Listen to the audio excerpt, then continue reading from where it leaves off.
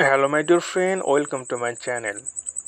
And in this video I'm gonna share with you how you can check how many times you spend on an Instagram account or your Instagram apps. Okay, so here you can see the option Instagram. Just click on this, and this is my profile homepage. We need to go here. You can see the option three dot line,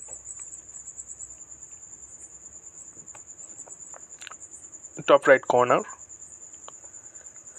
Just click on this, and after that here you can see the option third option, your activity. Click on this, and the first option, time spent. Here you can see the option time spent. Click on this, and then here you can see the option, because I just installed this apps today, that's why you can see today I use only 3 minutes. So it's happened. You can check your activity on Instagram account. Okay, so I think it is easy to check. Just follow my step, then you will do it. Okay friend, I hope this video was helpful for you.